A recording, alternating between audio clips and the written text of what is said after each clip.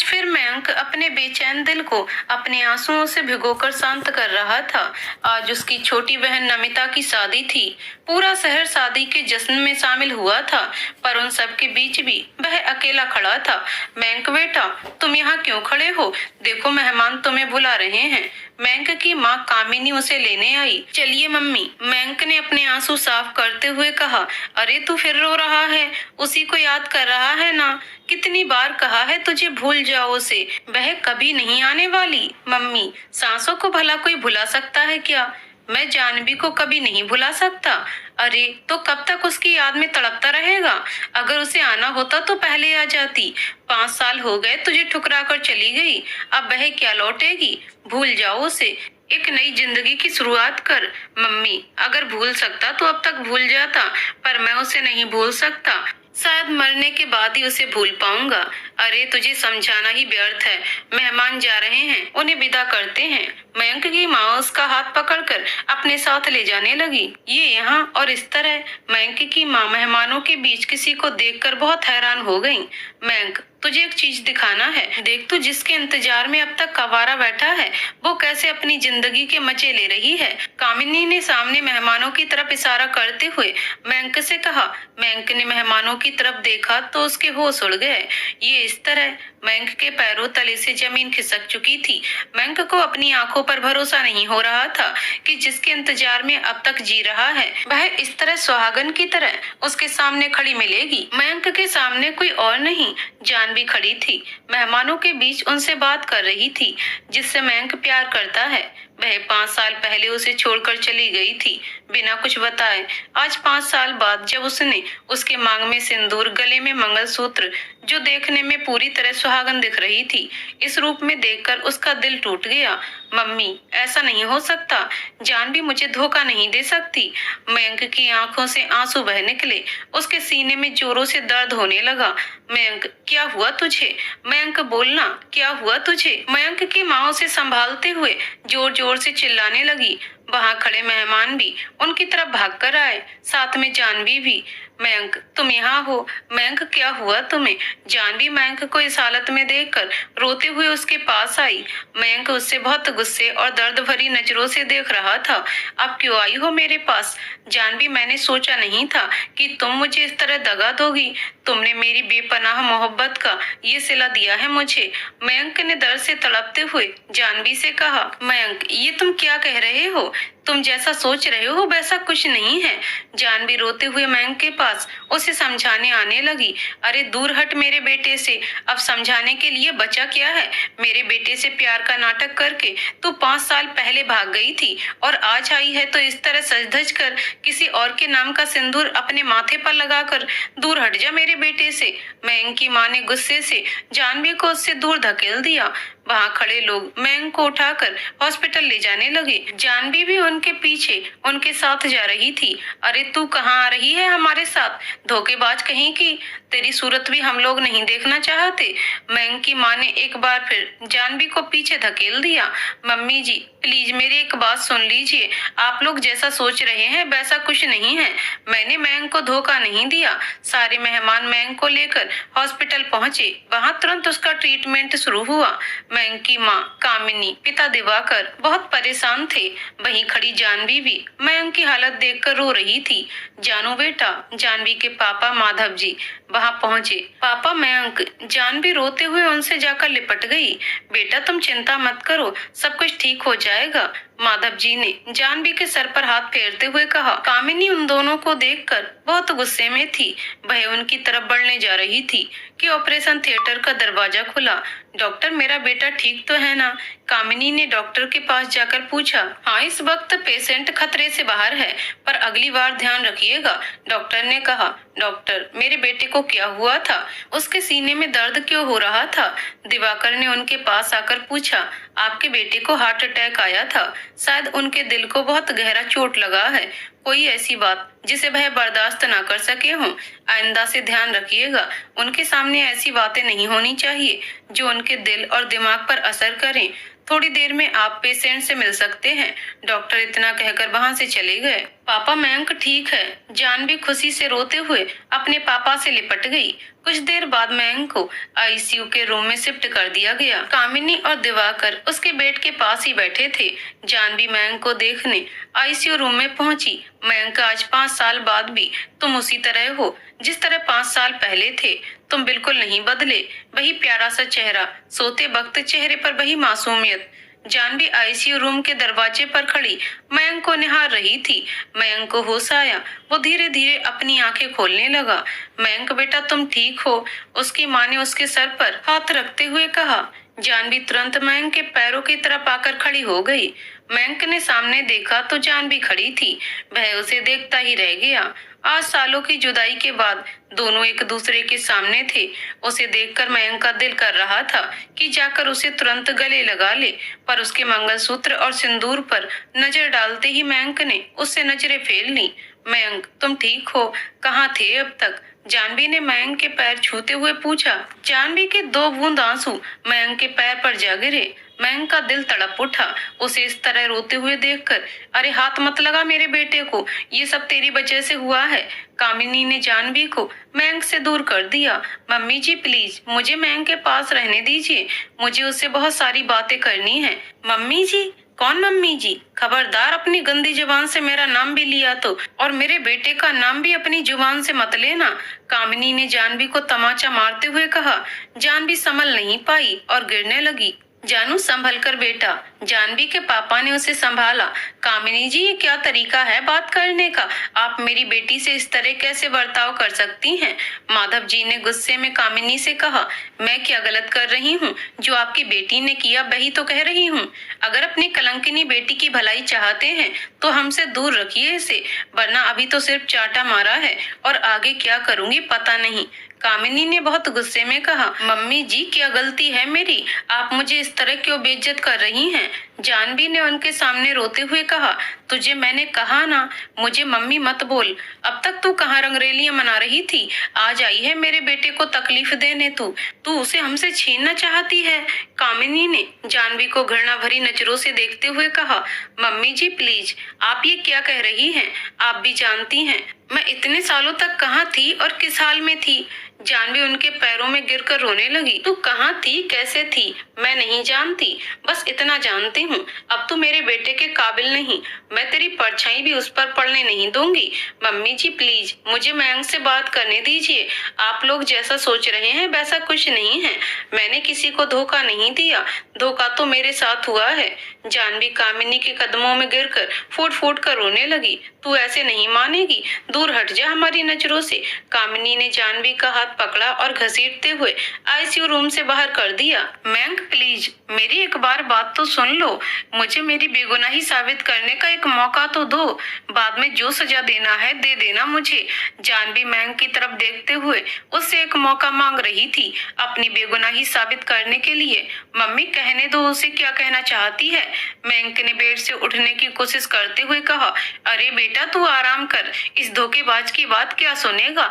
कामिनी ने मयंक को जवाब देते हुए जानवी को कमरे से बाहर फेंक दिया। मम्मी जी प्लीज मुझे आखिरी मौका दे दीजिए। आप तो सब कुछ जानती हैं, फिर क्यों मेरे साथ इस तरह दुश्मनों जैसा व्यवहार कर रही हैं? मैं कुछ गलत नहीं कर रही, तू जिस काबिल है तेरे साथ वैसा ही तो कर रही हूँ। निकल जाए यहाँ से, दोबारा अपनी सूरत मत दिखाना। कामिनी गुस्से में आईसीयू रूम का दरवाजा बंद करने लगी। मयंक प्लीज मम्मी जी को समझाओ ना, मुझे अपनी बात कहने का एक मौका तो दो। जो आप लोग समझ रहे हैं वैसा कुछ नहीं है। जानवी आईसीयू रूम का दरवाजा पीटती रही, गिड़गिड़ाती रही। कामिनी ने उसकी एक ना सुनी, उन्होंने दरवाजा बंद कर दिया। जानवी बहुत देर तक वहीं दरवाजे पर बैठी रोती रही, चिल्लाती रही, पर वहाँ कोई उसकी बात सुनना ही नहीं चाहता था। जानवी के पिता माधव उसके पास आए। जानू बेटा चलो घर, ये पत्थर लोग हैं, तुम्हारी कुछ नहीं सुनेंगे। मतलब था तब तुम पर जान छिड़कते थे, अब इन्हें तुमसे कोई लेना देना नहीं है, इसलिए तुम यहाँ मर भी जाओगी तो भी तुम्हें कोई देखने नहीं आएगा। माधव उसे समझाने लगे। पापा प्लीज आप कहिए ना मयंक से, वह मुझे गलत ना समझे। आप तो सब कुछ जानते हैं ना, इन 5 सालों में क्या क्या हुआ मेरे साथ। मैं क्यों मयंक के पास लौट नहीं पाई? मम्मी जी को समझाइए ना, वह मेरी बात क्यों नहीं सुन रही? जानवी अपने पिता की बाहों में बिलक बिलक कर रो रही थी। जानू मैं उन्हें बाद में समझा लूंगा, पहले तुम चलो यहाँ से, रात बहुत हो चुकी है, घर चलो। माधव उसे अपने साथ लेकर जाने लगे। पापा मैं यहाँ से कहीं नहीं जाऊंगी, मयंक मुझे इस तरह ठुकरा नहीं सकते, मैं बेगुनाह हूँ, उन्हें मेरी सफाई सुननी होगी। वह बिना गलती मुझे इस तरह से सजा नहीं दे सकते। जानू ठीक है, तुम उन्हें सच्चाई बता देना, पर अभी चल, मैं तुझे यहाँ नहीं छोड़ूंगा, क्योंकि मैं जानता हूँ उन लोगों के दिल में पत्थर भरा है, कोई तुझे देखने नहीं आएगा, चल मेरे साथ। माधव जी ने जानवी का हाथ पकड़ा और खींचते हुए अपने साथ घर लेकर चले गए। कुछ देर में जानवी अपने घर पहुंची। वह तुरंत अपने कमरे में चली गई। वहां मयंक की तस्वीर पकड़कर बहुत जोर जोर से रोने लगी। जानवी खुद को मयंक की नजरों में गुनहगार देख नहीं पा रही थी। वह हर हाल में अपनी सफाई मयंक के सामने पेश करना चाहती थी। यहाँ हॉस्पिटल में मम्मी आपने उसे इस तरह क्यों निकाल दिया? सुन लेती वह क्या कहना चाहती थी। मयंक का दिल कहीं ना कहीं जानवी के लिए अभी धड़क रहा था। उसका दिल अभी जानवी को बेवफा मानने को तैयार नहीं था। अरे तू जज्बातों में मत बह, वह धोखेबाज है। देखा नहीं तूने किस तरह मांग में सिंदूर लगा रखा है उसने, वह भी किसी और के नाम का। जब वह तुझसे प्यार करती थी तो किसी और से शादी क्यों की? इन 5 सालों में कहाँ थी वह? अब छोड़ो इन सब बातों को। डॉक्टर ने कहा है तुझे आराम करने के लिए, तो आराम कर, बाकी सब हम लोग देख लेंगे। कामिनी ने मयंक के सर पर हाथ फेरा और दिवाकर जी के साथ कमरे से बाहर निकल गई। कामिनी तुम ये क्या कर रही हो? तुम भी जानती हो सच्चाई क्या है, फिर मयंक के सामने जानवी को गलत साबित क्यों कर रही हो? दिवाकर ने रूम से बाहर निकलते ही कामिनी से पूछा, आपको बड़ा बुरा लग रहा है? उसके जानवी के लिए जो हो रहा है उसे होने दीजिए, बीच में दखल देने की जरूरत नहीं है। मयंक और जानवी आमने सामने आ गए तो क्या हुआ? मैं इन दोनों को एक नहीं होने दूंगी। जानवी कभी मेरी बहू नहीं बन सकती। कामिनी पर कब तक? किसी न किसी दिन तो मयंक को पता ही चल जाएगा कि सच्चाई क्या है, तब तुम क्या करोगी? दिवाकर ने कामिनी से पूछा। वह वक्त मैं आने नहीं दूंगी, उससे पहले ही मैं जो करना चाहती हूँ वह करके रहूंगी। इस बार भी जानवी के कदम मेरे घर के दहलीज पार नहीं करेंगे। जानवी मेरे बेटे से प्यार करती है तो क्या हुआ, वह मेरी बहू नहीं बन सकती। कामिनी तुम ये क्या कर रही हो? जानती हो जब वह दोनों एक दूसरे से प्यार करते हैं तो क्यों उन दोनों को अलग रखना चाहती हो? सुनिए जी, मैं जो कर रही हूँ अपने बेटे के भले के लिए कर रही हूँ। मैं नहीं चाहती उस जानवी के माथे पर जो कलंक लगा है वह मेरे बेटे के माथे पर भी लगे। आप बस अपनी जुबान बंद रखिएगा, बाकी सब मैं कर लूंगी। कामिनी गुस्से से बाहर चली गई। अंदर मयंक बेड पे लेटा जानवी को ही याद कर रहा था। जानवी ये क्या किया तुमने? तुमने मेरे प्यार के साथ मेरा भरोसा भी तोड़ दिया। मुझे प्यार भरे सपने दिखाकर मेरे जीने की वजह छीन ली तुमने। मुझे ठुकराकर किसी और को अपना लिया। मम्मी सही कहती हैं, धोखेबाज हो तुम। प्यार मुझसे करके शादी किसी और से कर ली तूने। मयंक खुद से ही बातें करके अकेले में रो रहा था। आज मयंक अपने अंदर कुछ टूटा सा महसूस कर रहा था। उसे लग रहा था जैसे किसी ने आईना उसके दिल में तोड़ दिया हो। मयंक अपने बेड पे लेटा आंसू बहा रहा था। आंखों के सामने जानवी का रोता हुआ चेहरा बार बार अपनी बेगुनाही बयां करने की कोशिश करता दिखाई दे रहा था, लेकिन जो उसने अपनी आंखों से देखा था वह उसे भी नहीं भूल पा रहा था। अतीत के कुछ पन्ने। Good morning uncle. Good morning बेटा मयंक, तुम यहाँ इतनी सुबह, कोई जरूरी काम था? माधव जी ने पूछा। Madhav ji income tax retire officer हैं। अंकल जी वो जानवी से मयंक इसके आगे की बातें कहने से हिचकिचा रहा था। आज मयंक जानवी और उसके पापा से उन दोनों के रिश्ते के बारे में बात करने आया था।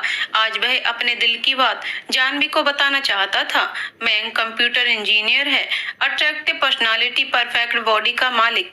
अरे मयंक बेटा खड़े क्यों हो, आओ अंदर। माधव जी ने दरवाजा खोलकर मयंक को अंदर बुला लिया। मयंक अंदर दाखिल होते हुए घर में अपनी नजरें दौड़ा रहा था। उसकी नजरें जानवी को तलाश कर रही थी। उसके एक हाथ में शॉपिंग बैग था जिसे वह माधव जी से छुपाने की कोशिश कर रहा था, पर माधव जी उसे देख चुके थे।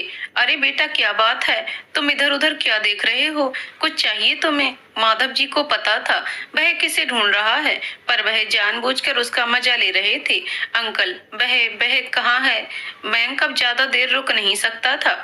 उसकी नजरें तड़प रही थी जानवी का दीदार करने के लिए। वह कौन बेटा? हमारे घर में तो वो नाम का कोई नहीं रहता। माधव जी उसकी फीलिंग समझ रहे थे, फिर भी थोड़ा उसे परेशान कर रहे थे। अंकल, वो जानवी। मयंक ने बहुत हिम्मत जुटाकर लड़खड़ाती जुबान से कहा। अच्छा, जानवी के बारे में पूछ रहे हो, पर मेरी जानू बेटा तो अभी उठी ही नहीं है, वह तो सो रही है, माधव जी ने बता दिया। अब और ज्यादा मयंक को परेशान नहीं करना चाहते थे। क्या जानवी अभी तक सो रही है, उठी नहीं? मयंक बहुत ज्यादा चौंक गया जानकर कि जानवी अभी तक जागी नहीं। अंकल, पर सुबह के 8 बजने वाले हैं, जानवी अब तक नहीं उठी। मयंक को जानवी के ना जागने पर भरोसा नहीं था। मयंक बेटा, जानवी को बचपन से देर तक सोने की आदत है, मैं अभी उसे जगा कर आता हूँ। वह वहाँ से उठकर जानवी के कमरे की तरफ जाने लगे। मयंक अब भी हैरान था, उससे रहा नहीं गया। वो धीरे धीरे उनके पीछे पीछे चलने लगा। माधव जी जानवी के कमरे में पहुंचे। मयंक दरवाजे के पास ही छुप गया। जानवी का कमरा बहुत खूबसूरत था। दीवार में हर तरफ उसी की तस्वीरें लगी थी। जानवी भी अपने पापा की तरह एक इनकम टैक्स ऑफिसर थी। जानवी अब तक अपने बेड में ब्लैंकेट से पूरी ढकी हुई आराम से गहरी नींद में सो रही थी। गुड मॉर्निंग जानू बेटा, उठो, तुमसे कोई मिलने आया है, माधव जी ने उसके चेहरे से ब्लैंकेट हटाते हुए कहा। पापा, बेड मॉर्निंग, सोने दीजिए ना, क्या वक्त हुआ है? जानवी ने बड़े आलसी लहजे में अपने पापा से पूछा। बेटा, अभी 8 बज रहे हैं, पर तुम जल्दी उठो, कोई खास तुमसे मिलने आया है, माधव जी ने फिर से उसके चेहरे से ब्लैंकेट हटाते हुए कहा। पापा, डोंट डिस्टर्ब मी, अभी तो सिर्फ 8 बजे हैं ना, मुझे तो 10 बजे ऑफिस जाना है, सोने दीजिए ना प्लीज, जानवी ने बहुत आलसी भरे लहजे में कहा। उसके पापा मुस्कुरा दिए। बाहर दरवाजे पर खड़ा मयंक, जिसका होश उड़ चुका था। ओ गॉड, जानवी को 10 बजे उठने की आदत है। ओ माय गॉड, मेरी मम्मी उसे छोड़ेगी नहीं, उन्हें लड़कियों का देर तक सोना पसंद नहीं। अगर जानवी हमारे घर आई तो मम्मी उसका जीना हराम कर देंगी। मयंक अपनी सोच में खोया हुआ था। जानवी बेटा, प्लीज उठ जाओ, अगर मयंक को पता चला कि तुम इतनी देर तक सोती हो, क्या सोचेगा तुम्हारे बारे में? माधव जी ने बहुत धीरे से जानवी के कान के पास कहा। मयंक का नाम सुनते ही जानवी तुरंत उठकर बैठ गई। पापा, सच में मयंक आए हैं, जानवी ने बहुत खुश होकर कहा। माधव जी ने हाँ में सर हिला दिया। अब भी ना, पहले क्यों नहीं बताया कि मयंक आए हैं? आपने उन्हें बताया तो नहीं ना कि मैं सो रही हूँ? जानवी ने आंखें मटकाते हुए पूछा। सॉरी मैडम, पर मुझे पता चल चुका है कि आप कितना कम सोती हैं। मयंक उसके बेड के सामने आया। जानवी उसे देखकर हक्की बक्की रह गई। वह मुंह फुलाकर आंखें फाड़ फाड़ कर उसे ही देखे जा रही थी। जानवी का चेहरा देखने लायक था। मयंक को सामने देखकर उसके तो तोते उड़ चुके थे। गुड मॉर्निंग मयंक, जानवी ने लड़खड़ाती जुबान से कहा। मयंक उसका चेहरा हैरान देखकर मुस्कुरा रहा था। अच्छा मयंक बेटा, तुम दोनों आपस में बात करो, मैं अभी आता हूँ। माधव जी वहाँ से चले गए। वह उन दोनों को कुछ वक्त देना चाहते थे। गुड मॉर्निंग जानू मैडम, आपकी गुड मॉर्निंग अभी कैसे हो सकती है? आपकी गुड मॉर्निंग तो 10 बजे होती है ना। मयंक आंखों से शरारत करते हुए जानवी के पास आया। जानवी उससे नजरें मिलाने में कतरा रही थी। मयंक, वह मुझे देर तक सोने की आदत तो नहीं, पर कभी कभी सो जाती हूँ, जानवी ने अपनी सफाई में कहा। जानवी, अब सोने वाले को भला कौन रोक सकता है? बस आज जो देखा उसके बाद बहुत कुछ रुक गया है। मैं तो बहुत जरूरी बात करने आया था तुमसे, पर जाने दो। मयंक जानवी के सामने उदास होने का नाटक करने लगा। क्या हुआ मयंक, तुम उदासी से क्यों कह रहे हो? क्या बात करने आए थे तुम? जानवी ने मासूम चेहरा बनाकर मयंक से पूछा। जानवी, ज्यादा कुछ नहीं, बस माँ ने कहा था हमारे मोहल्ले में एक खूबसूरत सी लड़की रहती है, उसे जाकर आज अपने दिल की बात बता दो और मेरे घर की बहू बना लाओ। पर यहाँ आकर पता चला कि सुबह 4 बजे जागने वाली सास की बहू 10 बजे तक नहीं जागा करती। मयंक ने जानवी की आंखों में देखते हुए कहा। जानवी का पूरा चेहरा उतर गया उसकी बातें सुनकर। मयंक, तुम सच कह रहे हो? तुम हमसे शादी की बात करने आए थे? अचानक जानवी के चेहरे पर खुशी के रंग बिखर गए और अगले ही पल सारे रंग उड़ भी गए। जानवी उदास होकर बेड से उतरकर मयंक के सामने आई। मयंक, सच में तुम मेरे देर से सोने की वजह से मुझसे शादी नहीं करोगे? जानवी की आंखों से आंसू छलक आए। वह बहुत उदास हो गई। मयंक के दिल में तो कुछ और ही चल रहा था। जानवी की हालत देखकर अंदर ही अंदर उसे हंसी आ रही थी, पर उसके सामने सीरियस होकर खड़ा था। मयंक प्लीज मेरे साथ ऐसा मत करना। तुमसे शादी करना मेरी लाइफ का पहला और सबसे खूबसूरत सपना है। प्लीज इसे मत तोड़ना। मैं देर तक नहीं सोऊंगी, हमेशा जल्दी जागूंगी, कभी तुम्हें शिकायत का मौका नहीं दूंगी। जानवी मयंक के सामने हाथ जोड़े खड़ी थी। मयंक से अब जानवी की हालत देखी नहीं गई। मयंक ने उसे कमर से पकड़कर खींच लिया अपनी तरफ। जानवी बहुत हैरान होकर उसे देखने लगी। वह उसके बहुत करीब थी। जानवी, किस कमबख्त ने कह दिया कि मैं तुमसे शादी नहीं कर रहा हूँ? तुम बस हाँ कह दो, मैं तुम्हें अपने दिल में छुपा लूंगा। और रही बात सोने की, तो शादी के बाद तुम मेरी मर्जी से सोओगी, मेरी मर्जी से जागोगी। वैसे मुझे देर तक जागने की आदत है और जल्दी उठने की, तो तुम अपना सोच लो। मयंक ने जानवी के चेहरे के बहुत करीब आकर कहा। जानवी उसके कहने का सारा मतलब समझ चुकी थी। उसकी नजरें शर्म से झुक गईं। जानवी अपने आंसू पोंछ लो, अगर अंकल ने देखा तो कहेंगे कि मैंने शादी से पहले ही तुम्हें रुलाना शुरू कर दिया। मयंक ने जानवी के आंसू साफ किए और उसे बेड पे बिठा दिया। जानवी अपनी आंखें बंद करो। मयंक की बातें सुनकर जानवी चौंक गई। उसने अपनी आंखें दोगुनी बड़ी कर ली। जानवी, मैंने आंखें बंद करने को कहा था, बड़ा करने को नहीं। मयंक जानवी की आंखें बंद करने का इशारा कर रहा था, पर वह उसे हैरानी से देखे जा रही थी। मयंक, आंखें बंद करवाकर क्या करोगे तुम? जानवी ने नजरें झुकाकर शर्माते हुए पूछा। जानवी, जो करना है वह तो मैं करके रहूंगा, पहले अपनी आंखें बंद करो। जानवी ने अपने बेचैन दिल पर लगाम लगाया और अपनी आंखें बंद कर ली। जानवी, अब आंखें खोलो। मयंक के कहने पर जानवी ने आंखें खोली तो मयंक के हाथ में सामान देखकर हैरान हो गई। जानवी, ये तुम्हारे लिए। इस साड़ी और गहने को तुम शाम को पहन कर तैयार रहना। मैं हमारी शादी पक्की करने शाम को अपनी पूरी फैमिली के साथ आ रहा हूँ तुम्हारे घर, और इस शादी के जोड़े को उस दिन पहनना जिस दिन मैं बारात लेकर तुम्हारे घर आऊंगा। मयंक ने वह सारी चीजें जानवी के हाथों पर रख दिया। जानवी बहुत हैरानी से उसे देख रही थी। Mayank, I love you so much. Janvi खुश होकर मयंक से लिपट गई। मयंक, सच में तुम बहुत अच्छे हो। तुम रुको, मैं अभी तुरंत तैयार होकर आती हूँ। जानवी ने खुश होकर मयंक के गाल पर किस किया और वॉशरूम की तरफ जाने लगी। मयंक ने उसका हाथ पकड़ा और अपने करीब खींच लिया। जानवी, अभी नहीं, मैं शाम को आऊंगा, तब तुम तैयार रहना। हमारे रिश्ते की बात पक्की करके हम कहीं घूमने जाएंगे। मयंक ने जानवी को अपने और करीब लाते हुए कहा। जानवी की नजरें शर्म से झुक गईं। अरे वाह, क्या बात है, एक इनकम टैक्स ऑफिसर को भी शर्म आती है। मयंक ने उसके गाल लाल होते हुए देखकर कहा। जानवी, अब आज से मैं भी तुम्हें जानू कहा करूंगा, जैसे तुम्हारे पापा कहते हैं। और तुम इस नाइट सूट और बेबी कट लुक में बिल्कुल क्यूट बेबी दिख रही हो। दिल कर रहा है तुम्हें दिल में छुपा लूं। मयंक ने जानवी के और करीब जाते हुए कहा। जानवी की नजरें शर्म से उठी नहीं रही थी। मयंक जानवी के होठों पर अपने होठों को छूकर मुस्कुराते हुए चला गया। जानवी हैरान खड़ी उसे देखती रह गई। आज पहली बार मयंक ने ऐसा कुछ किया था। मयंक, आज की शाम मेरे लिए सबसे खूबसूरत होगी, क्योंकि मेरा सबसे बड़ा सपना पूरा होने जा रहा है। जानवी बहुत खुश होकर मयंक का दिया हुआ साड़ी लेकर वॉशरूम में चली गई। उसे बिल्कुल अंदाजा नहीं था कि आज शाम उसके लिए क्या रंग लाएगी, उसके सपनों को किस तरह एक नई दिशा देगी। जानवी तैयार होकर वॉशरूम से निकली और मयंक का दिया हुआ गहना पहनने लगी।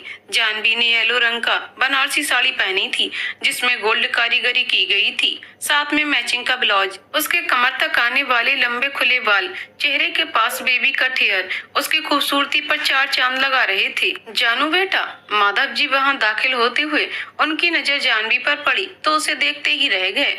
माधव जी ने आज पहली बार अपनी बेटी को इस रूप में देखा था। जानवी के जन्म के कुछ वक्त बाद ही उसकी माँ गुजर गई थी। तब से लेकर अब तक माधव जी ने ही एक माँ और पिता बनकर उसकी परवरिश करते रहे थे। उन्होंने अपनी बेटी को अपनी तरह एक ईमानदार इनकम टैक्स ऑफिसर बनाया था, उसे खुलकर जीने की तहजीब सिखाई थी। आज उनका सबसे बड़ा सपना पूरा होने जा रहा था। वह अपनी बेटी को एक भरा पूरा परिवार देना चाहते थे, एक ऐसा जीवन साथी जो उसे कभी अकेलापन महसूस न होने दे, क्योंकि जानवी की माँ के जाने के बाद परिवार अधूरा हो गया था। उनके परिवार में सिर्फ जानवी और माधव जी हैं। वह दोनों एक दूसरे की दुनिया हैं। आज उनकी जिंदगी नया रूप लेने वाली थी। उनके जीवन में और भी लोग जुड़ने वाले थे। पापा ये देखिए, मयंक ने मेरे लिए क्या दिया है। जानवी बहुत खुश होकर अपना साड़ी उठाए अपने पापा के सामने आ गई। माधव जी अपनी बेटी को हैरानी भरी नजरों से देख रहे थे। आज उनकी बेटी में उन्हें अपनी पत्नी उसे नजर आ रही थी, जो हमेशा इसी तरह सजी सवरी उनके दिल पर राज किया करती थी। उनकी आंखों से आंसू छलक आए। अपनी भावनाओं को व्यक्त करने के लिए उनके पास शब्द नहीं थे। पापा क्या हुआ? आपको मैं अच्छी नहीं दिख रही। आप रो क्यों रहे हो? जानवी उन्हें रोता देखकर बहुत परेशान हो गई। जानवी उनके पास आकर उनके आंसू पोंछने लगी। जानू, मुझे कुछ नहीं हुआ, ये तो खुशी के आंसू हैं। तुम बहुत खूबसूरत लग रही हो, बिल्कुल अपनी माँ की तरह। उन्होंने जानवी के आंसू पोंछते हुए कहा। उन्हें रोता देख जानवी भी रो पड़ी थी। मेरी प्यारी जानू, रो क्यों रही है? ऐसे नहीं रोते, आज खुशी का दिन है। उन्होंने जानवी के आंसू पोंछे और उसे अपने सीने से लगा लिया। सच में पापा, आज बहुत खुशी का दिन है। मयंक शाम को अंकल आंटी को लेकर हमारी शादी पक्की करने आ रहा है। जानवी ने अपने पापा से नजरें चुराकर बात कही थी। अरे वाह, मेरी जानू को शर्म भी आती है। जानू, आज तुम्हें देखकर ऐसा लगता है जैसे तुम्हारी माँ तुम्हारे रूप में आकर मेरे सामने खड़ी है। इस तरह शर्माया करती थी। बस अब मयंक जल्दी से बारात लेकर आए और मेरी प्यारी सी जानू को अपनी जानू बनाकर ले जाए। माधव जी ने कहा तो जानवी का चेहरा शर्म से लाल हो गया। उसकी नजरें झुक गईं। आज जानवी बहुत ज्यादा खुश थी। आज उसका भी सबसे बड़ा सपना सच होने वाला था। जानवी एक जाने माने इनकम टैक्स कार्यालय में काम करती थी। वह वहाँ की सीनियर थी। मयंक भी उसी ऑफिस में कंप्यूटर रिपेयरिंग का काम करता था। उसका हाथ लगते ही सालों बंद पड़ा कंप्यूटर भी चल पड़ता था। पर जब पहली बार उसने जानवी के हाथ से बिगड़ा हुआ कंप्यूटर देखा तो उसका भी सिर चकरा गया। अरे यार, मिस जानवी कंप्यूटर चलाती हैं या उनके साथ क्रिकेट खेलती हैं? हर हफ्ते इनका कंप्यूटर खराब हो जाता है। मयंक बहुत परेशान होकर जानवी के केबिन का कंप्यूटर बना रहा था। दोनों एक ही ऑफिस में काम करते थे। ओह गॉड, मैं क्या करूं? मिस जानवी ने न जाने इस कंप्यूटर के साथ क्या किया है। कुछ समझ में नहीं आ रहा है कि कहां से क्या खराबी है इसमें।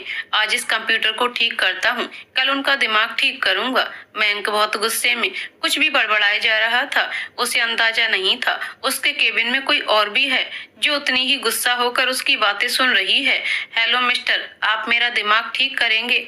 मयंक के पीछे से एक रौबदार आवाज सुनाई दी।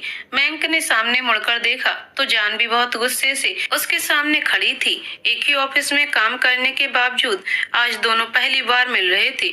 जानवी मयंक से 4 कदम दूर दरवाजे के पास खड़ी होकर उसे गुस्से में घूर रही थी। मयंक जानवी के बोलने के अंदाज से समझ चुका था कि वही जानवी है। दोनों पहली बार एक दूसरे को देखने में खोए हुए थे। तभी अचानक किसी ने जानवी के पीछे वाले दरवाजे को बाहर से अंदर की तरफ धकेला। दरवाजा जानवी से टकरा गया। जानवी खुद को संभाल नहीं पाई और लड़खड़ाते हुए मयंक के ऊपर ही आ गई। मयंक नीचे फर्श पर और जानवी उसके ऊपर गिरी हुई थी।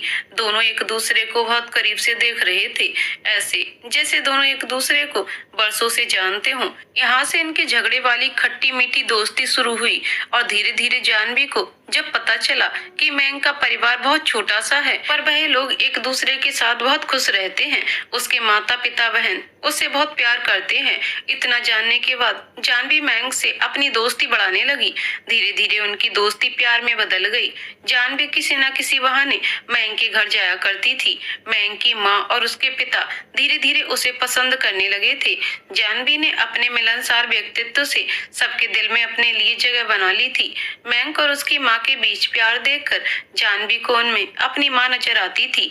ऐसा नहीं था कि जानवी मयंक से प्यार नहीं करती थी, वह तो मयंक को अपनी पूरी दुनिया मान चुकी थी और आज उसका ख्वाब हकीकत में बदलने वाला था। पर हमेशा खुशी के मौके पर कुछ ऐसा होता है जो सब कुछ बदल देता है। जानवी इस बात से बिल्कुल अनजान थी कि अगले ही पल उसकी जिंदगी कौन सा करवट लेगी। जानवी अपने पापा के सामने अपनी खुशियां बयां नहीं कर पा रही थी।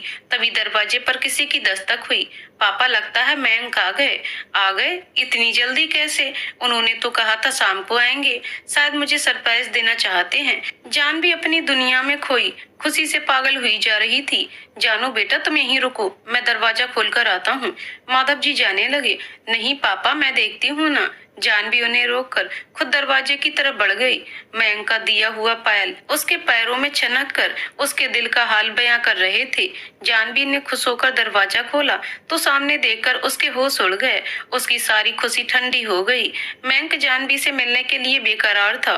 वह अपनी फैमिली के साथ उसके घर की तरफ आ रहा था। वह लोग कार में थे। मयंक के पापा दिवाकर एक सरकारी ऑफिस में सुपरवाइजर की नौकरी करते थे। मयंक की माँ कामिनी देवी एक हाउसवाइफ हैं, घर संभाला करती थी। मयंक की छोटी बहन शालिनी कॉलेज की पढ़ाई कर रही है। वह लोग बहुत खुश होकर जानवी के घर की तरफ जा रहे थे। भैया प्लीज कार थोड़ा धीरे चलाइए ना, आप बहुत तेज दौड़ा रहे हैं। शालिनी को मयंक की कार तेज चलाने से परेशानी हो रही थी। हाँ मयंक, इतना जोर से मत चलाओ बेटा कार, मुहूर्त में अभी वक्त है। कामिनी ने मयंक के सर पर हाथ रखते हुए कहा, बेटा तुम्हारी माँ सही कह रही है, जल्दबाजी कभी अच्छी नहीं होती। आज जिस तरह से तुम शादी के लिए जल्दी कर रहे हो ना, हम भी किसी दिन में कर चुके हैं। बहुत बर्बादी है बेटा। दिवाकर जी ने मयंक के कंधे पर हाथ रखते हुए कहा। ये बात कामिनी जी को अच्छी नहीं लगी। खूंखार नजरों से दिवाकर जी को घूर रही थी। मॉम डैड डोंट वरी, आप लोगों को कुछ नहीं होगा, बस मुझे जल्द से जल्द जानवी के घर पहुंचना है। जानवी मेरा इंतजार कर रही होगी। मयंक बहुत बेकरार था जानवी से मिलने के लिए। अरे हाँ बेटा, हम उसी के घर जा रहे हैं, वहाँ पहुंचकर अच्छे से मिल लेना अपनी जानवी से। पर जरा हम लोगों के बारे में भी तो सोच, कहीं ऐसा ना हो कि जानवी के घर पहुंचने से पहले हम स्वर्ग पहुंच जाएं। कामिनी जी के इतना कहते ही वह लोग जोर जोर से हंस पड़े। मम्मी ऐसा कुछ नहीं होगा, लो आ गया जानवी का घर। मयंक और उसका पूरा परिवार जानवी के बंगले के बाहर ही खड़े थे। माधव जी ने अपनी बेटी जानवी के लिए अपनी मेहनत से एक प्यारा सा बंगला बनवाया था जो बहुत खूबसूरत था। मयंक बंगले के बाहर रुक नहीं पाया, तुरंत भागता हुआ अंदर आ गया। बेचारा मेरा बेटा कितना बेकरार है शादी करने के लिए, इसे क्या पता शादी के बाद क्या तबाही होती है। दिवाकर जी मन में सोच रहे थे। अजी आप यहाँ क्यों खड़े हैं, चलिए अंदर। कामिनी जी उन्हें झकझोरते हुए अंदर लेकर गयी। मयंक बंगले में दाखिल हुआ। दरवाजा खुला था। अंदर का नजारा देखकर वो हैरान हो गया। उसे बंगले के अंदर कहीं भी जानवी नजर नहीं आई। पूरा घर का सामान बिखरा पड़ा था, जैसे वहाँ कोई भूकंप आया हो। इन सब नजारों को देखकर मयंक का दिल बेचैन होने लगा। उसे जानवी की चिंता हो रही थी। मन में कहीं ना कहीं किसी अनहोनी की आशंका उठ रही थी। वह भागकर सारे कमरे चेक करने लगा। हर जगह उसे मिला तो सिर्फ तबाही। बंगले का कोना कोना बिखरा पड़ा था। घर की सारी खूबसूरत चीजें टूटी हुई पड़ी थी, जैसे कोई इस खूबसूरत से जन्नत पर हैवानियत दिखाकर गया हो। पूरे बंगले की हालत देखकर मयंक की हालत भी खराब हो चुकी थी। उसके दिमाग ने जैसे काम करना बंद कर दिया हो। दिवाकर, कामिनी, शालिनी, इन सब की भी समझ में कुछ नहीं आ रहा था। इस घर में हुआ क्या? कुछ दिन पहले जब इस घर में आए थे तो यहाँ की रौनक देखकर उनकी आंखें फटी की फटी रह गईं। वह यहाँ की खूबसूरती देखकर खुशी से पागल हो चुके थे। इसे जन्नत समझ रहे थे, आज वही शमशान की तरह उजड़ा पड़ा है। मयंक बेचैन होकर हॉल में पहुंचा। उसकी नजरें हर तरफ जानवी को तलाश कर रही थी। जानवी तुम कहाँ हो? मैं आया हूँ, तुम्हारा मयंक, सामने आओ मेरे। मयंक रोता हुआ जानवी को पुकार रहा था, पर उसे जवाब में कुछ नहीं मिल रहा था। तभी उसकी नजरें हॉल के फर्श पर पड़ी तो उसका दिल डर से दहल गया। फर्श पर टूटी हुई चूड़ियां बिखरी पड़ी थीं। कुछ चूड़ियों में खून लगा हुआ था। ये वही चूड़ियां जिन्हें मयंक ने जानवी को पहनने के लिए दिया था। चूड़ियां तो जानवी की हैं, जो मैंने उसे दिए थे। खून लगा है, इसका मतलब जरूर जानवी के साथ यहाँ कुछ गलत हुआ है। मयंक किसी अनहोनी के डर से पागल सा हो गया। उसे जानवी की बहुत फिक्र होने लगी।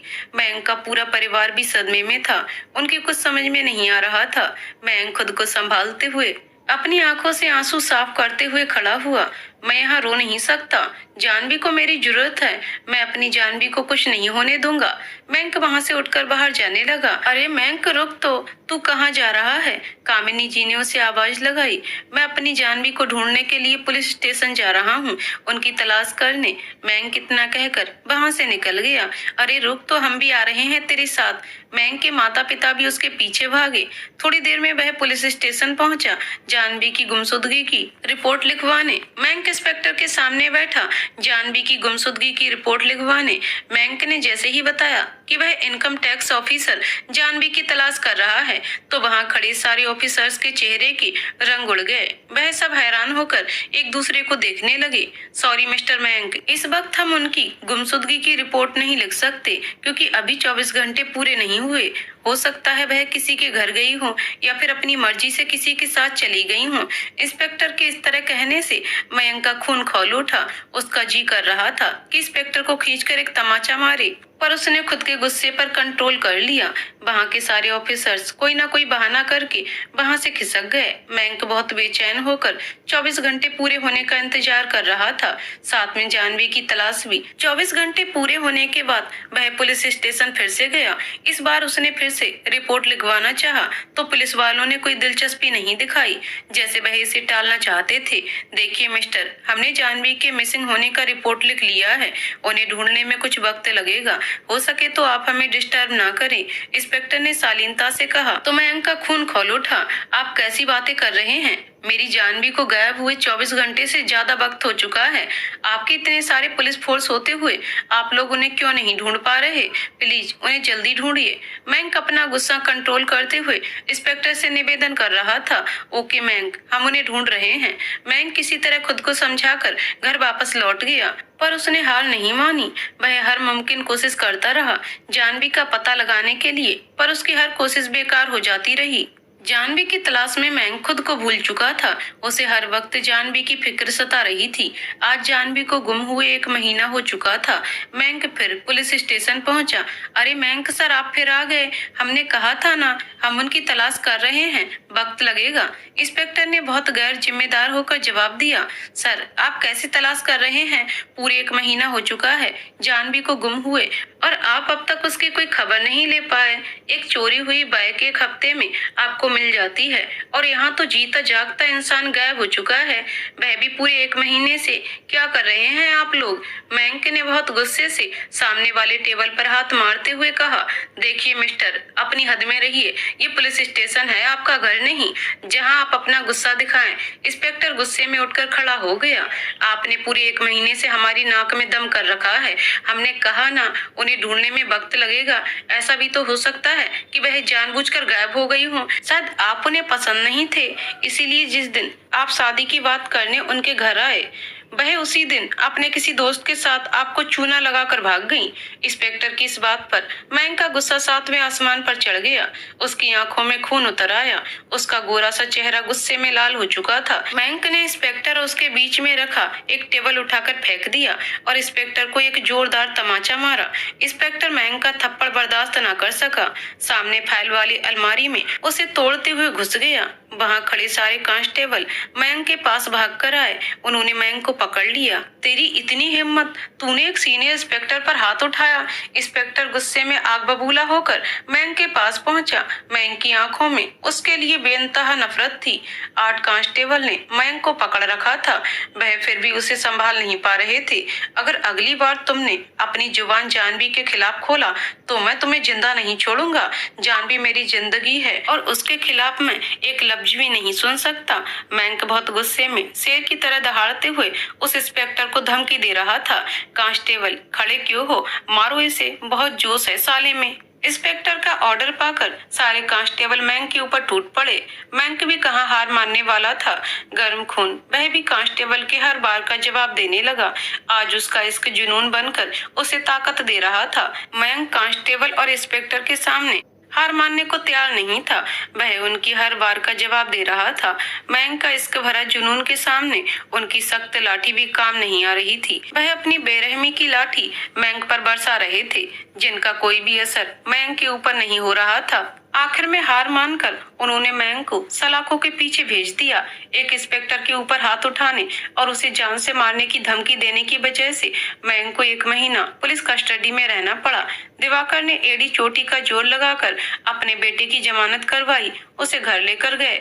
मयंक अब पूरी तरह बदल चुका था। उसकी हर सांसें सिर्फ जानवी का ही नाम ले रही थी और उसे अब तक जानवी का कोई खबर नहीं मिला था। धीरे धीरे वक्त गुजरता गया पर मयंक ने जानवी की तलाश नहीं छोड़ी। वह सुबह शाम पलके बिछाए जानवी का इंतजार करता रहा। इसी बीच कामिनी जी को कुछ ऐसा पता चला जिसने उनके दिल में जानवी के लिए बहुत नफरत भर दी। उसकी वजह से जो मयंक की हालत हुई थी वह देखकर वह तो पहले से ही जानवी से नाराज थी और अब वक्त ऐसा गुजरा जैसे उसने पर लगा लिए हो। 5 साल मयंक पल पल तड़प कर जानवी का इंतजार करता रहा और आज 5 साल के बाद जानवी उसके सामने इस रूप में आई जिसे देखकर मयंक का दिल टूट गया। इन 5 सालों में बहुत कुछ बदल गया पर मयंक बिल्कुल नहीं बदला। आज मयंक बेड पर लेटा हुआ बीते 5 सालों में अब तक उसने जितने भी दर्द सहे उन सबको याद कर रहा था। जिसके लिए उसने दुनिया भुला दी वही आज शादीशुदा बनकर उसके सामने आई तो मयंक की आत्मा मर सी गई। मयंक, तुम जानते हो इस दुनिया में मैं सबसे ज्यादा प्यार किससे करती हूँ? तुमसे और अपने पापा से। तुम दोनों ही मेरी पूरी दुनिया हो और अब तो तुम्हारी फैमिली भी उसमें शामिल होने वाली है।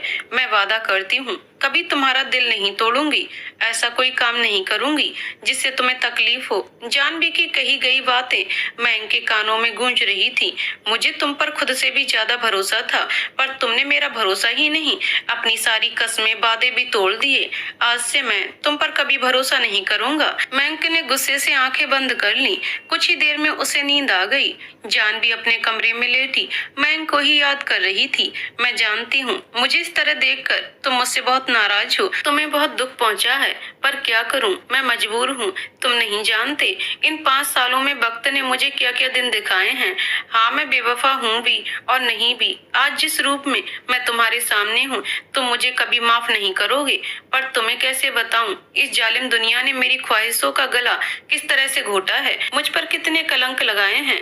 मैं गंगा भी बन जाऊं तो भी अपने माथे पर लगा कलंक मिटा नहीं सकती और अगर तुमने साथ दिया तो सब मुमकिन हो जाएगा। जानवी मयंक की तस्वीर को सीने से लगाए अपने बेचैन दिल को शांत करने की कोशिश कर रही थी। अतीत में बिताए गए मयंक के साथ हसीन लम्हे उसकी आंखों के सामने आ रहे थे। वह उन्हीं में खोकर गहरी नींद में सो गई। जानू बेटा उठो, सुबह हो गई। माधव जी सुबह जानवी को जगाने आए। उनकी आवाज सुनकर जानवी जागी। अरे इतनी सुबह हो गई, मुझे तो पता ही नहीं चला। जानवी नींद से जागते ही बेचैन हो गई। ये तुमने अपनी क्या हालत बना रखी है? माधव जी ने जानवी को देखते हुए कहा।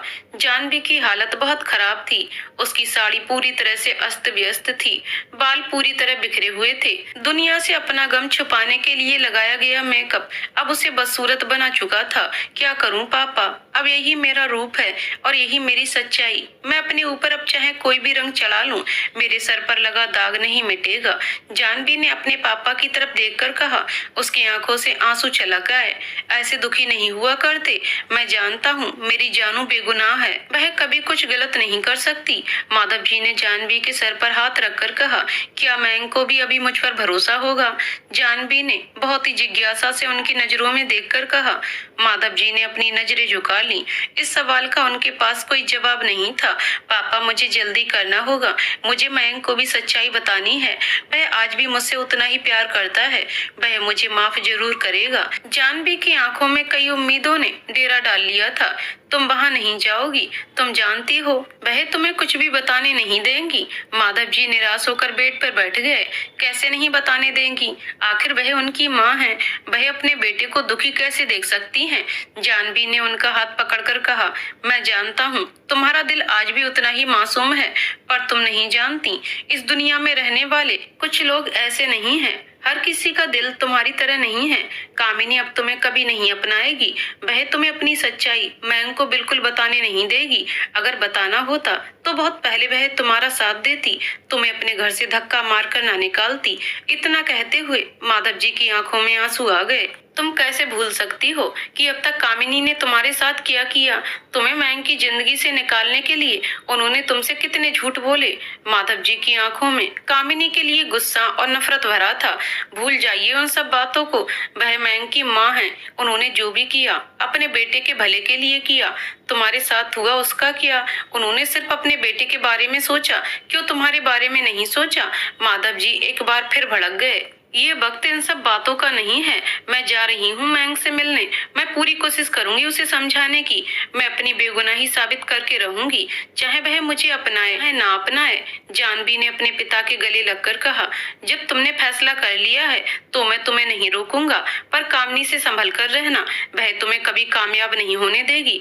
माधव जी ने जानवी के सर पर हाथ रखकर कहा, आपका आशीर्वाद रहा तो हर नामुमकिन मेरे लिए मुमकिन बन जाएगा।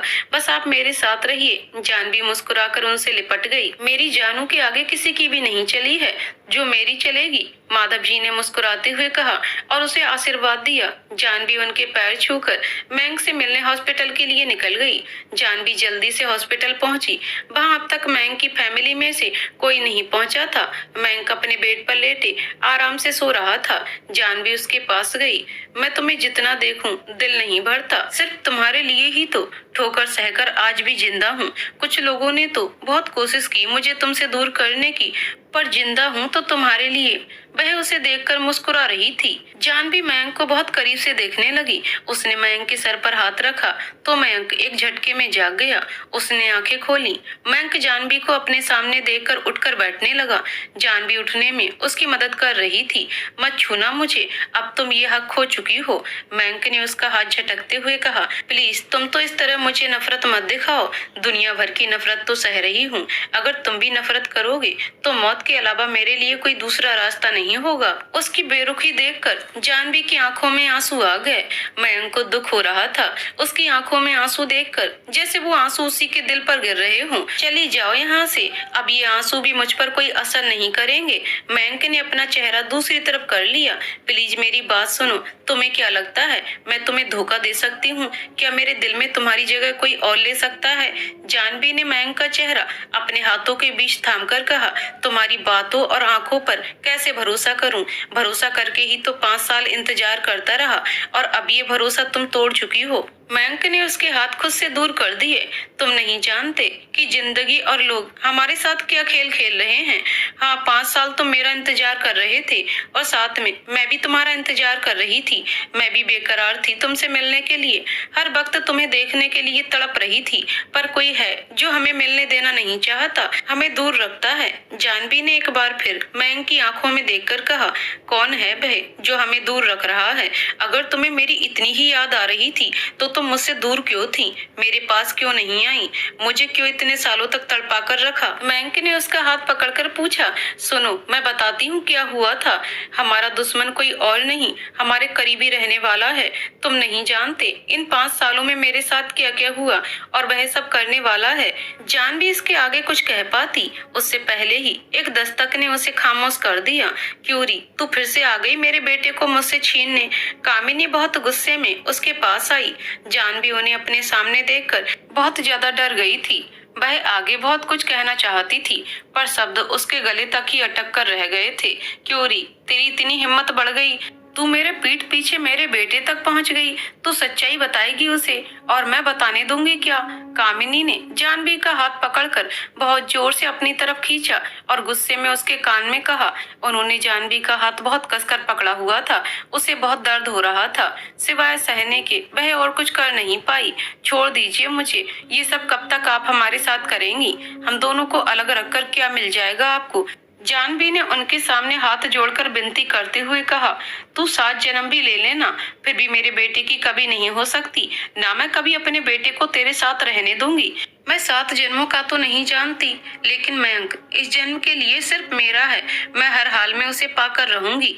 जानवी ने कामिनी जी की आंखों में देखकर कहा, तेरी इतनी हिम्मत, तू मुझे जवाब दे रही है? मैं भी देखती हूँ मेरा मयंक तेरा कैसे हो सकता है। कामिनी ने बहुत गुस्से में जानवी का हाथ मरोड़ा। वह दर्द से कराह रही थी, लेकिन उन्हें उस पर दया नहीं आ रही थी। तुम मुझसे कुछ कहना चाहती थी ना, फिर मम्मी से क्या बातें कर रही हो? मयंक ने उनका ध्यान अपनी तरफ किया। मैं कह रही थी मयंक कि जानवी इससे आगे बोलने जा रही थी, लेकिन कामिनी ने उसे बोलने नहीं दिया। उसका हाथ मरोड़कर अपनी तरफ खींच लिया। इसकी बातें क्या सुनेगा? जानता नहीं ये एक नंबर की झूठी है, लेकिन मम्मी एक बार सुन लेते हैं ना, कल से ये क्या कहना चाहती है? मयंक ने जानवी की उदास नजरों में देखकर कहा। जानवी को उसकी बातें सुनकर बहुत खुशी हुई। बोलो, तुम क्या कह रही थी? कौन है जो हमें एक होने देना नहीं चाहता और कौन इस दुनिया में तुम्हारा दुश्मन है? मैंक उसका जवाब सुनने के लिए बेकरार था। मैं तुम्हें यही तो कब से बताना चाहती हूँ मैंक, इसी शहर में मैं रहकर कब से तुम्हें ढूंढ रही थी, लेकिन तुमसे मुलाकात नहीं हो पा रही थी।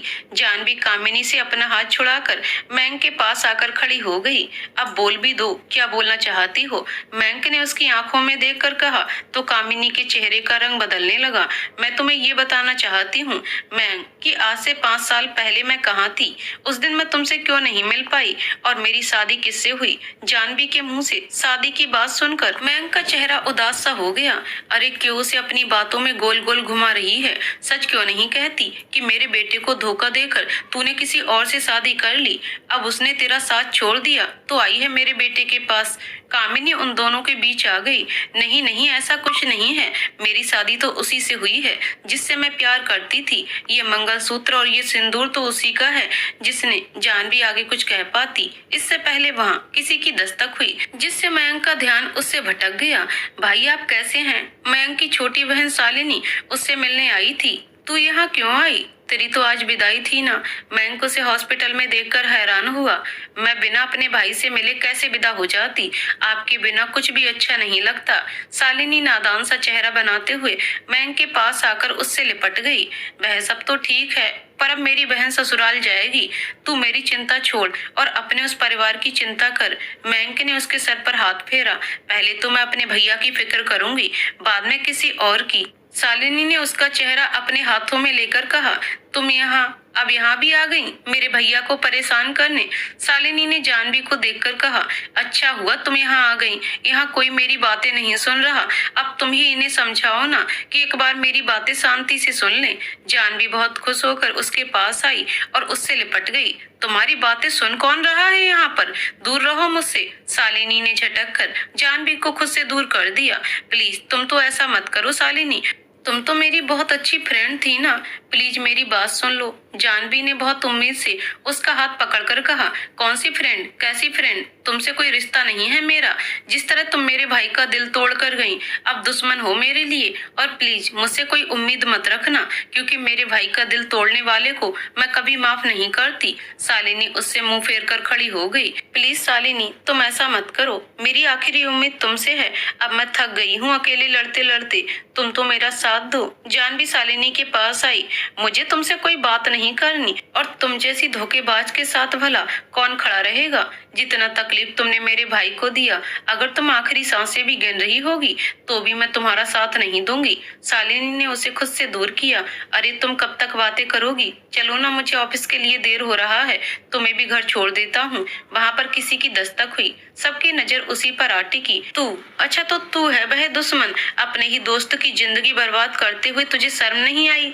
मयंक ने दरवाजे पर खड़े शख्स से बहुत गुस्से में कहा और बेड से उतरकर उसके पास आया। अगर मुझे पता होता कि दोस्त बनकर तू मेरी जिंदगी इस तरह से बर्बाद करेगा तो मैं पहले ही जान ले लेता। मयंक बहुत गुस्से में उसके पास आया। उसने अपने सामने खड़े इंसान को दरवाजे के साइड वाले दीवार की तरफ धकेला और उसका गला पकड़ लिया। आज मैं तुझे जान से मार दूंगा। वह बहुत गुस्से में उसका गला दबाने लगा। मैं तुम्हें आज जिंदा नहीं छोड़ूंगा। मयंक बहुत गुस्से में उसका गला दबा रहा था। ये तुम क्या कर रहे हो मयंक? छोड़ो उसे। जानवी भागकर उसके पास आई और उस इंसान को मयंक के हाथ से छुड़ाने लगी। यही है ना वह कमीना जिसने तुम्हें मुझसे दूर किया? मयंक ने जानवी को एक नजर देखा और फिर उस इंसान का गला दबाने लगा। अरे छोड़ दे मुझे, मैं तेरा दोस्त हूँ। मैंने क्या किया? तू मुझे क्यों मारना चाहता है? उसने दम घुटने से तड़पते हुए कहा, तूने जो किया है ना, आखिर उसके लिए तो मैं तुझे 100 मौत दूं फिर भी कम होगा। मयंक बहुत गुस्से में उसका गला दबा रहा था। अखिल का दम घुटता ही जा रहा था। वह ठीक से सांस नहीं ले पा रहा था। अबे यार छोड़ दे मुझे, मर जाऊंगा मैं, कोई बचाओ मुझे। वह दम घुटने से छटपटाने लगा। प्लीज मयंक छोड़ दो उसे। वार्ड बॉय प्लीज मदद करो। मम्मी जी आप तो कुछ कहिए ना। जानवी उसे बचाने के लिए सबसे मदद मांग रही थी। उसकी आवाज सुनकर वार्ड बॉय वहाँ पर आए। छोड़ो उसे। उन्होंने बहुत मुश्किल से अखिल को मयंक के हाथों से छुड़ाया। मयंक का गुस्सा अभी भी कम नहीं हुआ था। इन सब की जड़ तुम हो, मैं तुम्हें ही खत्म कर दूंगा। मयंक बहुत गुस्से में जानवी के पास पहुंचा। उसने अब जानवी का गला पकड़ लिया। ये तुम क्या कर रहे हो मयंक? छोड़ो, मुझे दर्द हो रहा है। मयंक ने उसका गला बहुत कसकर पकड़ा था। अब जानवी की सांसें अटकने लगी। उसके गले में बहुत दर्द हो रहा था। प्लीज कोई बचाओ, मयंक छोड़ दो मुझे। जानवी अपने हाथों से मयंक से छूटने की कोशिश कर रही थी। तू पागल हो गया है क्या? मयंक, जानवी की जिंदगी छोड़ दे उसे। अखिल भी जानवी को मयंक के हाथों से छुड़ाने की कोशिश में लग गया। वहां पर खड़े सभी लोग तमाशा देख रहे थे। प्लीज मयंक, अपने प्यार के लिए मुझे छोड़ दो, मैं मर जाऊंगी अगर तुम थोड़ी देर भी मुझे ऐसे ही रखोगे। जानवी ने रोते हुए कहा, तुम जैसी को तो मर जाना ही चाहिए, और प्यार शब्द तुम्हारे मुंह से ठीक नहीं लगता। मयंक ने उसका गला छोड़कर उसे एक थप्पड़ मारा। जानवी संभल नहीं पाई और जमीन पर गिर गई। अब मैं तुमसे प्यार नहीं करता, सिर्फ नफरत रह गई है तुम्हारे लिए मेरे दिल में। मयंक ने गुस्से में उसके बाल पकड़कर कहा, तुम मुझसे दूर होकर किसी और से शादी करके बहुत खुश हो ना, तो मैं तुम्हारे लिए क्यों अकेला रहूं? अब देखो तुम्हें मैं क्या सजा देता हूँ। मयंक बहुत गुस्से में उसे झटक कर अपनी माँ के पास आया। मैंने फैसला लिया है मम्मी, जिसमें मुझे आपका साथ चाहिए। मुझे 3 दिनों के अंदर में शादी करनी है। उसने बहुत गुस्से में अपनी माँ से कहा, क्या सच में? ये तो तूने बहुत अच्छा फैसला लिया, मैं तेरे साथ हूँ। कामिनी बहुत खुश हुई। नहीं मयंक, तुम ऐसा नहीं कर सकते, तुम मुझे इतनी बड़ी सजा नहीं दे सकते। प्लीज एक बार मेरी पूरी सच्चाई तो सुन लो। जानवी रोते हुए उसके पास आई। अब मैं कुछ नहीं सुनूंगा। जब तुम मुझसे दूर रहकर अपने पति के साथ खुश रह सकती हो, तो मैं किसी और के साथ शादी करके खुश क्यों नहीं रह सकता? मयंक अखिल को जानवी का पति समझ रहा था। उसने बहुत गुस्से में उससे कहा, तू ये गलत कर रहा है।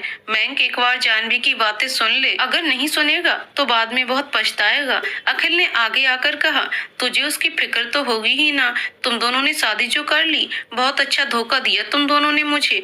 मयंक ने उन दोनों को नफरत भरी नजरों से देखकर कहा, तुम जैसा सोच रहे हो वैसा कुछ नहीं है मयंक।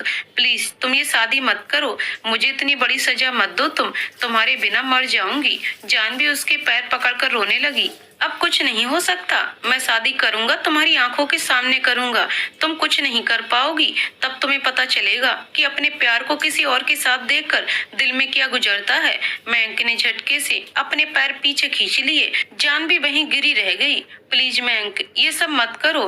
कहीं ऐसा ना हो कि वक्त आने पर जब सच्चाई पता चले तो तुम खुद से ही नजरें ना मिला पाओ। जानवी वहीं फूट फूट कर रोती रह गई। जानवी वहां रोती रही, लेकिन किसी का भी दिल नहीं पसीजा। देख मयंक, तू बहुत गलत कर रहा है, बदल दे अपना फैसला। तू जैसा सोच रहा है वैसा कुछ भी नहीं है। अखिल मयंक के सामने जाकर खड़ा हुआ। तू बोलना, तू क्या है, क्या बताना चाहता है तू? मयंक अब भी गुस्से में था। तू गलत समझ रहा है। जानवी आज भी सिर्फ मेरी फ्रेंड है, मैं उसका पति नहीं। अबे मेरी इतनी अच्छी किस्मत कहाँ है जानवी मेरी पत्नी बने। मैं तो आज भी उसका सिर्फ दोस्त हूँ। अखिल की बातें सुनकर मयंक बहुत हैरानी से उसे देखने लगा। अगर तुम दोनों ने शादी नहीं की तो उसकी मांग में सिंदूर क्यों है? कौन है उसका असली पति? मयंक ने गुस्से में अखिल का कॉलर पकड़कर पूछा। यार वह सब बताएगी, पहले तू उसकी बात तो सुन। तू पहले शांत हो जा, फिर तू सब समझ जाएगा कि तू अपनों के साथ ही रहकर कितनी बड़ी गलतफहमी का शिकार हो रहा है। अखिल मयंक का गुस्सा कम करते हुए कामिनी को देख रहा था। अब मैं कुछ भी सुनना नहीं चाहता। अगर जानवी सच्ची है तो अपनी सच्चाई साबित करे। अब ये शादी तब तक नहीं रुकेगी जब तक वो खुद की सच्चाई साबित नहीं कर देती। उसने जानवी की तरफ देखा। सच में मयंक, मेरी सच्चाई सामने आते ही तुम अपनी शादी रोक दोगे? जानवी बहुत उम्मीद से उसके पास आई। हाँ, अगर शादी पूरा होने से पहले तुमने अपनी सच्चाई साबित कर दी तो मैं खुद ये शादी रोक दूंगा। मयंक ने उसकी नजरों में देखकर कहा, जिसमें जानवी को आज भी उसके लिए प्यार दिखाई दे रहा था। वह बहुत खुश हो गई। मैं तुम्हें पाने के लिए हर हद तक जाऊंगी मयंक। अब तुम्हें हर हाल में अपनी सच्चाई साबित करूंगी। जानवी ने आत्मविश्वास के साथ उसकी तरफ देखकर कहा, तू अपनी सच्चाई क्या साबित करेगी? जब तक तू कर पाएगी मैं मयंक की शादी किसी और से करवा दूंगी। तुझे उसकी जिंदगी से दूर जाना ही होगा। कामिनी मन में सोचकर मुस्कुरा रही थी। अब तो उसकी बातों को छोड़, ये क्या खुद की सच्चाई साबित करेगी? और बिना सबूत कौन विश्वास करेगा इस पर? कामिनी उनके पास आई। तू घर चल, तेरी शादी की बहुत सारी तैयारी करनी होगी मुझे। सिर्फ 3 दिन है हमारे पास। कामिनी मैंग के फैसले से बहुत खुश थी। लेकिन भाई, आपको जल्दबाजी में इतना बड़ा फैसला नहीं लेना चाहिए था। अब मैं समझ चुकी हूँ कि शादी के फैसले जल्दबाजी में नहीं लिए जाते, सोच समझ कर लेना होता है। शालिनी मैंग के पास आई। तो सही कह रही है, मैं भी सबक सीख चुका हूँ एक बार गलती करके, लेकिन इस बार कोई गलती नहीं होगी। मैंग गुस्से में हॉस्पिटल के कमरे से बाहर निकल गया। बाकी लोग भी उसके पीछे पीछे चले गए। मैं अपनी सच्चाई साबित करूंगी, ये कह तो दिया, पर कैसे करूंगी ये नहीं पता। अगर मैं ये नहीं कर पाई तो मैंग को हमेशा हमेशा के लिए खो दूंगी। जानवी वहीं घुटने के सहारे बैठकर निराश होकर रोने लगी। तुम ऐसे हार नहीं मान सकती, जंग यहीं खत्म नहीं होगी। जानवी, अभी तुम्हें खुद के लिए और मैंग के लिए बहुत लड़ाई लड़नी है। अखिल ने उसके कंधे पर हाथ रखकर कहा, मुझे कुछ भी समझ नहीं आ रहा, अब मैं क्या करूंगी? मेरे पास कोई सबूत नहीं है इस वक्त, और मैंग ने मुझे सिर्फ 3 दिन का वक्त दिया है। अगर मैं सबूत नहीं ला पाई तो मैंग मुझसे दूर चला जाएगा। जानवी बहुत निराश हुई। तुम इस तरह हार नहीं मान सकती, जानती हो ना, मन के हारे हार, मन के जीते जीत। मन में विश्वास रखो कि तुम जरूर जीतोगे, तो जीत तुम्हारी ही होगी। अखिल ने उसका हाथ अपने हाथों के बीच लेते हुए कहा, अखिल, पापा के बाद सिर्फ तुम हो जो इस दुनिया में मेरा साथ दे रहे हो। तुम मेरे बहुत अच्छे दोस्त हो। जानवी ने उसका हाथ पकड़कर रोते हुए कहा, अब रोना बंद करो, चलो यहाँ से। अखिल जानवी को अपने साथ लेकर वहाँ से चला गया। रात के 1:30 बज रहे थे। एक कमरे में बैठकर एक लड़की आराम से टीवी देख रही थी। तभी उसके रूम का दरवाजा अपने आप खुला। काले कपड़े में लिपटा एक शख्स उसके कमरे में दाखिल हुआ। वो टीवी देखने में मग्न थी। वह शख्स चाकू लेकर उस लड़की की तरफ बढ़ा ही जा रहा था। लड़की को अब भी भनक नहीं थी कि उसकी तरफ कोई चाकू लेकर आ रहा है। कुछ ही पलों में वह उस लड़की के पास पहुंचा। उसने बिना एक पल गवाए वह चाकू उस लड़की के गले पर रखा। लड़की अचानक अपने गले में किसी का चाकू पाकर घबरा गई। कौन कौन हो तुम? ये क्या हरकत है? वह लड़की घबराती हुई बोली, मैं इस वक्त तुम्हारी मौत हूँ। जिंदा रहना चाहते हो तो मेरे सवालों का जवाब दो। मैम, आप यहाँ? वह लड़की अब और भी ज्यादा डर गई। उसकी घबराहट से इतना तो पता चल रहा था, गले पर चाकू रखने वाले को वह पहचानती है। मैं तुम्हें बार बार मौका नहीं दूंगी, मेरे सवालों का जवाब दो। आप यहाँ कैसे और क्या पूछना चाहती हैं मुझसे? प्लीज मुझे छोड़ दीजिए। आपके साथ जो हुआ उसमें मेरी कोई गलती नहीं है। वह लड़की अपनी तरफ से सफाई देने लगी। मैं तुम्हारी बकवास सुनने यहाँ नहीं आई हूँ, बस मेरे सवालों के जवाब दो, वरना मरने के लिए तैयार हो जाओ।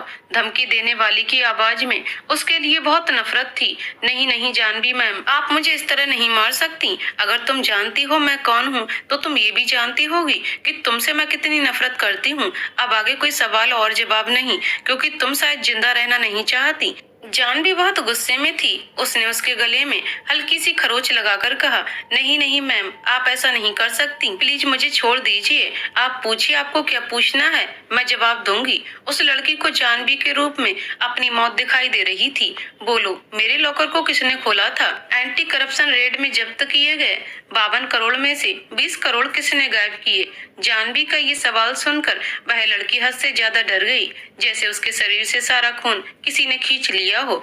बोलो, चुप क्यों हो तुम? तुम्हारी खामोशी तुम्हारी मौत को और तुम्हारे करीब लेकर आएगी। जानवी ने चाकू फिर उसके गले के करीब किया। मैं सच कह रही हूँ मैम, मैं उन पैसों के बारे में कुछ नहीं जानती। उसने रोते हुए कहा, झूठ मत बोलो उषा, तुम्हारे अलावा मेरे लॉकर के बारे में और कोई नहीं जानता है। उस रात आखिरी बार तुम ही मेरे साथ उस कमरे में गई थी। उसके बाद वह पैसे गायब हो गए। उसके चोरी का सारा इल्जाम तुम लोगों ने मुझ पर डाल दिया, क्यों? जानवी ने आखिरी लाइन बहुत जोर से चिल्लाकर कहा। उषा उसकी आवाज सुनकर कांप उठी। मैं सच कह रही हूँ मैम, मैं सबके बारे में मुझे कुछ भी नहीं पता। मैं आपकी असिस्टेंट थी। भला आपके साथ धोखा मैं कैसे कर सकती हूँ? मैंने कुछ नहीं किया, मैं बेकसूर हूँ। वो जानवी के डर से फूट फूट कर रोने लगी। तुम्हारे आंसू अब किसी काम के नहीं रहे, मुझे सिर्फ सच सुनना है। बोलो, इन सब के पीछे किसका हाथ है? तुमने नहीं किया ये सब तो किसने किया? वह बहुत गुस्से से उसके ऊपर चीख रही थी। मैं बताती हूँ वह कौन है जिसने ये सब किया। वह आपको बदनाम करना चाहता था, इसीलिए उसने ये सब करवाया। हाँ बोलो, कौन है वो? मुझे उसका नाम बताओ। जानवी उस शख्स का नाम जानने के लिए बेचैन हो गई। बताती हूँ, लेकिन प्लीज एक गिलास पानी पिला दो, मेरा गला बहुत सूख रहा है। नहीं, पहले मुझे उस शख्स का नाम बताओ प्लीज मैम, मुझे बहुत जोर से प्यास लगी है। उषा के दिमाग में कुछ तो चल रहा था जिसे जानवी समझ नहीं पा रही थी। ठीक है, तुम यहीं बैठो, मैं पानी देती हूँ। जानवी को उस पर दया आ गई। उसने उसके गले से चाकू हटाया और सामने मेज पर रखे पानी का जग लेने उसकी तरफ गई।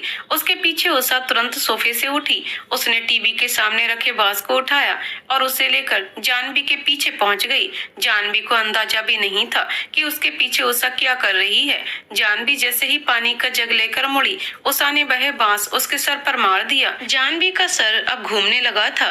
बांस सर पर लगने से उसे गहरी चोट आई थी। सॉरी जानवी मैम, आपकी यही तो बहुत बुरी आदत है। आप लोगों पर भरोसा बहुत जल्दी कर लेती हैं और इतना दयालु होना भी ठीक नहीं। देखो, मुसीबत में पड़ गई ना आप। अब मैं फिर कभी तुम्हारे हाथ नहीं आऊंगी, ना तुम मेरे मुंह से उस शख्स का नाम जान पाओगे। उषा ने जानवी का बेहोश चेहरा देखकर हंसते हुए कहा। उषा ने फौरन किसी को फोन लगाया। हेलो, सुनो, जानवी यहाँ आई है। मैंने उसे बेहोश कर दिया है। वह मुझसे तुम्हारे बारे में पूछ रही थी। मैंने उसे कुछ नहीं बताया।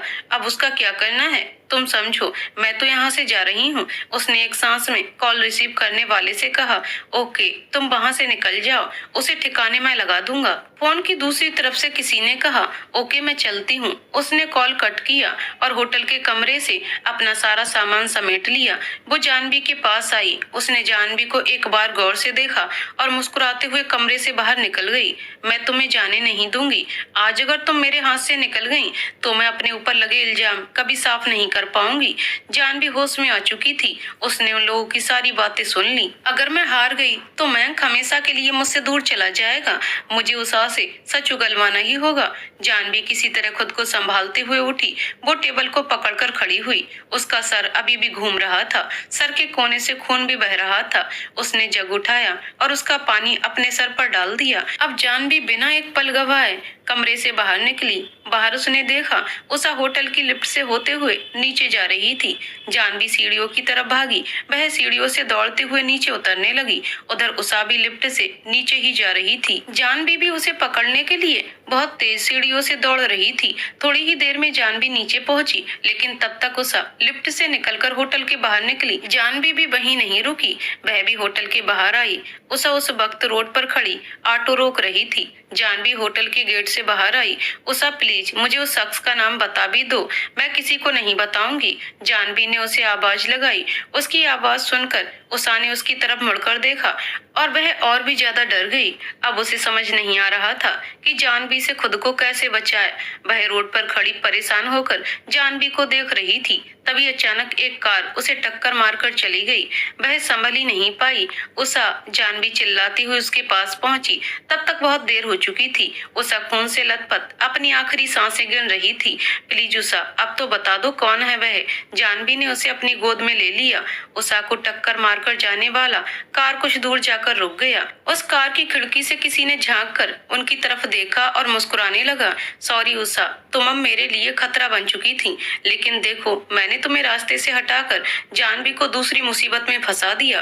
वह शख्स उन दोनों की तरफ देखकर बहुत खुश था। उसने अपनी कार आगे बढ़ा दी।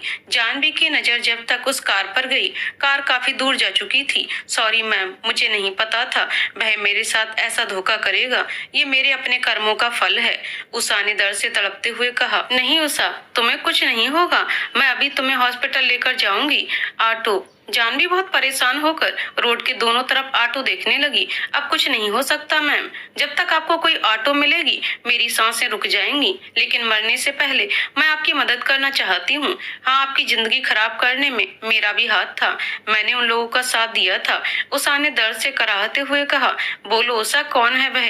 कौन है जिन्होंने मेरी जिंदगी तबाह करके रख दी?